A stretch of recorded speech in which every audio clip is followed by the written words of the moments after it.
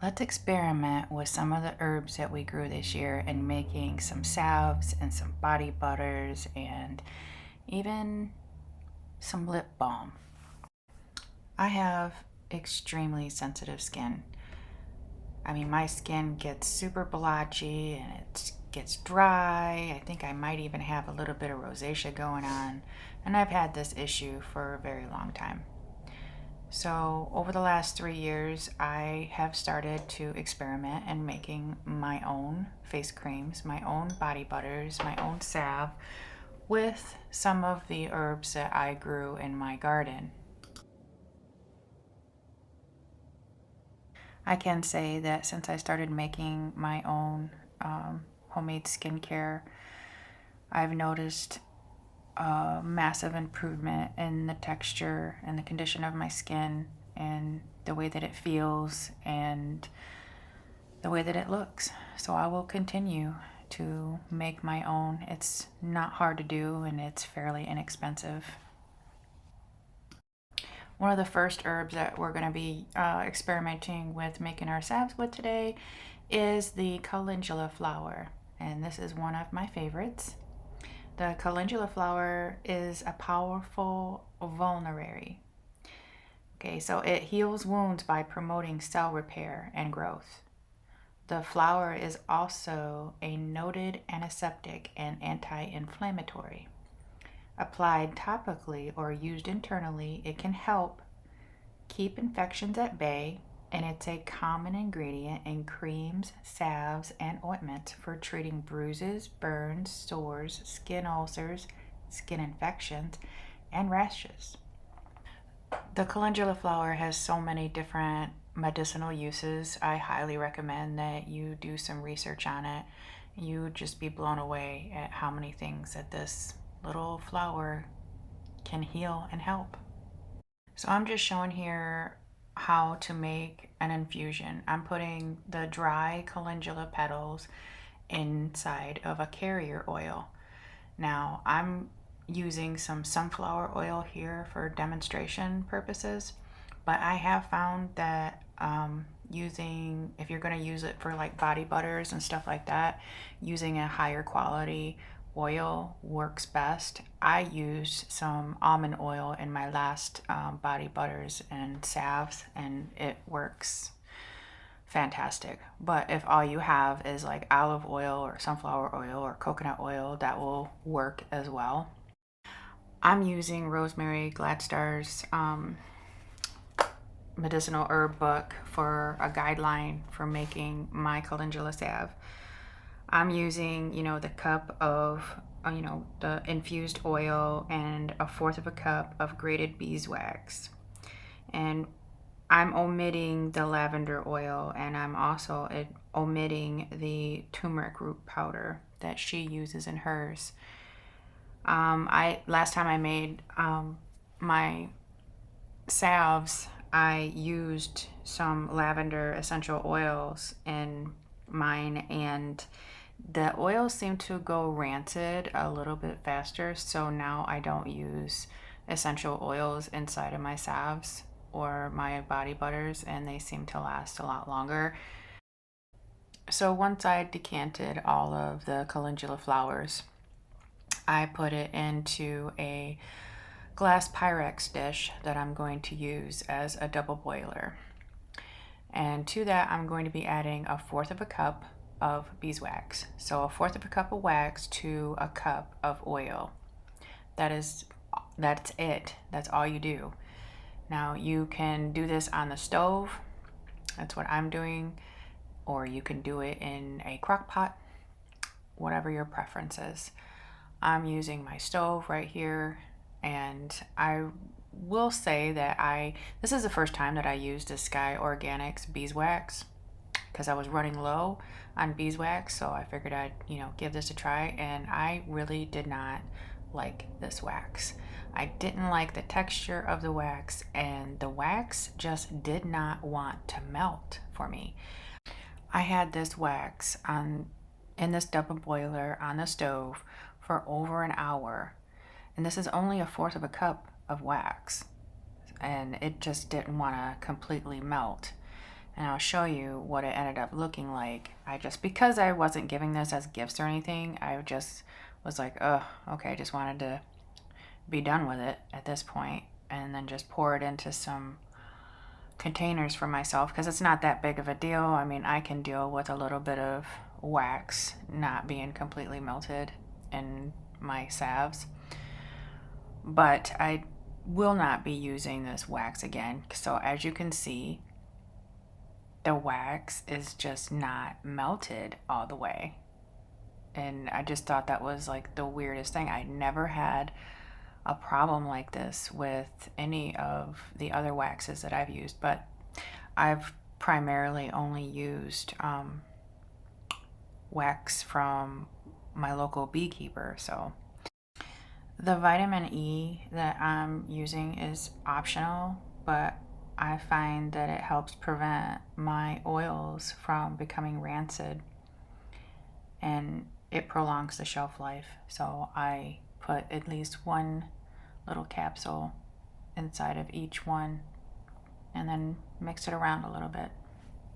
Another thing that I do is I put my salves in the freezer, the ones that I'm not using, and I still have a few salves in my freezer right now that are still good, and they're about 2 years old. So freezer will definitely work at prolonging the shelf life as well.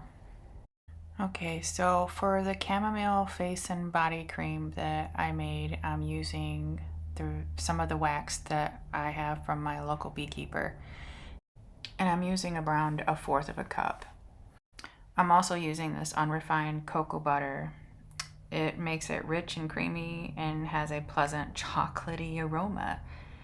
Cocoa butter coats skin and helps seal in moisture without that residuey, greasy feeling.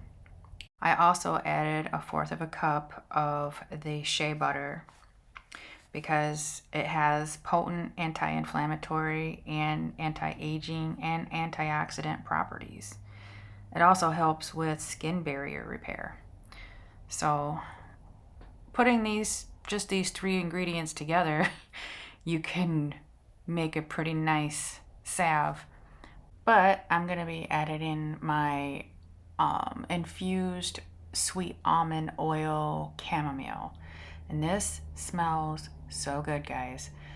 It smells like a cross between maybe a cherry blossom, an apple blossom, and I don't know, it's a feast for your nose. And on this day, I'm just going to pour this strain it out right here, because I was getting tired and it was getting late. So, but the wax and everything with this came together really quick. It melted within a matter of 5 minutes, and then I was done and poured it into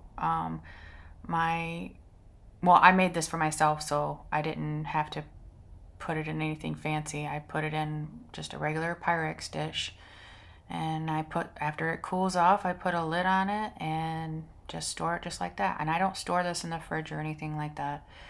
I actually keep this in my bathroom, and because that's where I use it. Now with this chamomile concoction that I made, I could have whipped this and this would have turned out really nice as a whipped body butter, but I didn't need to do that. This still turned out quite nice. I like how it turned out. It's not too thick and it's not too thin. It's just perfect for my skin. It absorbs really well. It doesn't leave my hands or body feeling greasy afterwards. I like that about it, because most salves will do that. Will just kind of leave you feeling a little bit sticky or something, but this don't. And you don't have to use a lot. The little goes a long way. And I think that the best way to use this body butter is to apply it after you take a bath or a shower.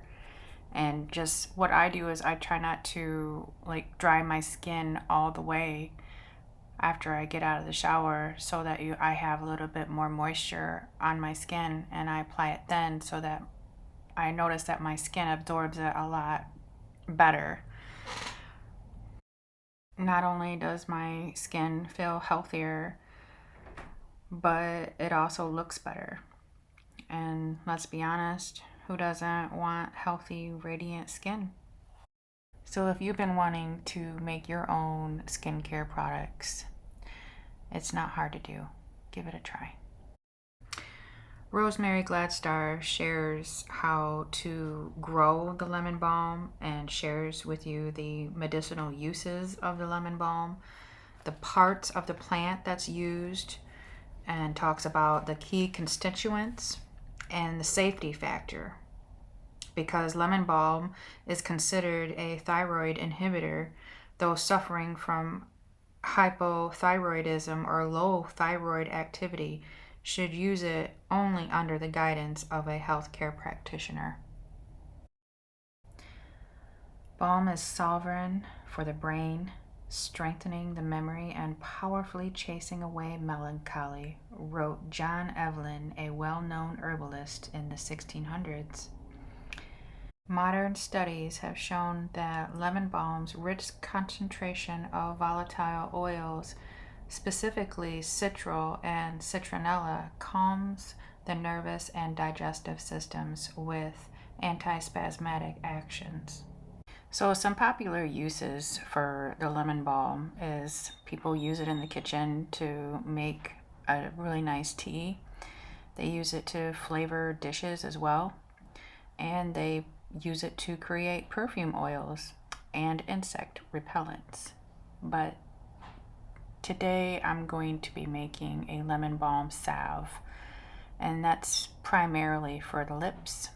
So if you're prone to getting like cold sores and fever blisters and stuff like that, lemon balm is really good for that. That's what I use some of my lemon balm for. And to make the lemon balm salve, you'll need 1 cup of lemon balm leaves, 1/4 of a cup of the beeswax pellets, and 1/4 of a cup of carrier oil, such as olive oil, grapeseed oil, or sweet almond oil. In this case, I'm using a sunflower oil.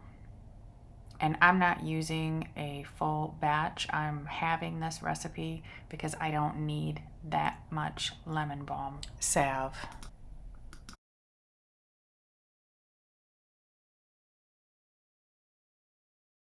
So again, after you've gotten your herbs and oil mixed together, you're just going to use a double boiling method. You can either do this on the stove or get a crock pot and use it in a crock pot. I didn't want to stand by the stove for a couple hours and I needed to do other things, so I put this in a crock pot for a few hours and let it steep on low.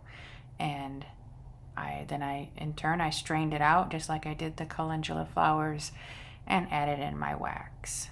And then I'm just putting it in one of these tins and storing it in the fridge. And that's it. A lemon balm salve is also great for chapped lips as well. So thank you so much for joining me today on my experiments.